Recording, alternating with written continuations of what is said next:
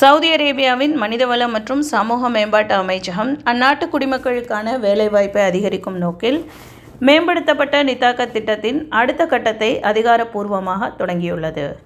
அடுத்த 3 ஆண்டுகளில் தனியார் துறையில் சவுதி குடிமக்களுக்காக 3,40,000 புதிய வேலைவாய்ப்புகளை உருவாக்குவதே இந்த திட்டத்தின் முதன்மை இலக்காகும்.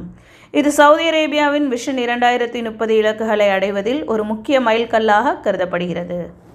இந்த திட்டத்தின் முதல் கட்டம் 2022இல் தொடங்கப்பட்டது. 3 ஆண்டுகளில் 3.40 லட்சம் வேலைகளை உருவாக்க இலக்கு நிர்ணயிக்கப்பட்ட நிலையில் அதைவிட கூடுதலாக 5.50 லட்சம் சவுதி குடிமக்களுக்கு தனியார் துறையில் வேலைவாய்ப்புகள் வழங்கப்பட்டுள்ளன. இந்த வெற்றியை தொடர்ந்து தற்போது 2ஆம் கட்டம் இன்னும் விரிவான இலக்குடன் தொடங்கப்பட்டுள்ளது. தனியார் நிறுவனங்கள் தங்களின் சுதேசிமயமாக்கல் இலக்குகளை முன்கூட்டியே திட்டமிடும் வகையில் அடுத்த 3 ஆண்டுகளுக்கான தெளிவான வழிகாட்டுதல்கள் வழங்கப்பட்டுள்ளன. தொழிலாளர் சந்தையில் தேவையையும் விநியோகத்தையும் சமமாக பேணுவதன் மூலம் பொருளாதார வளர்ச்சியை உறுதி செய்யவும், வெறும் எண்ணிக்கையில் மட்டும் உயர்த்தாமல் சவுதி இளைஞர்களுக்கு தகுதியான மற்றும் உயர்தரமான வேலைகளை உறுதி செய்வதும் இதன் சிறப்பம்சங்களாகும்.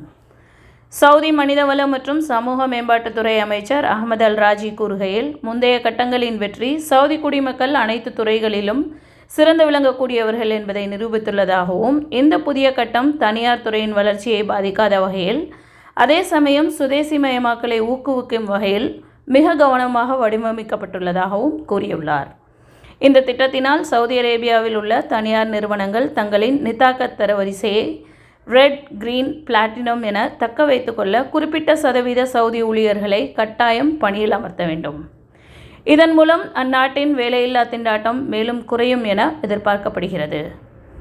இந்த திட்டம் சவுதி இளைஞர்களுக்கு பெரும் வாய்ப்பாக அமைந்தாலும் அங்கு பணிபுரியும் வெளிநாட்டு தொழிலாளர்களின் தேவையில் சில மாற்றங்களை ஏற்படுத்தக்கூடும் எனவும், அதிக அளவில் வெளிநாட்டினர் வேலை இழக்கும் அபாயமும் இருக்கிறது என்பது குறிப்பிடத்தக்கது. மேலும் இது போன்ற தகவல்களுக்கு சவுதி நியூஸ் சேனலுடன் இணைந்திருங்கள். நன்றி.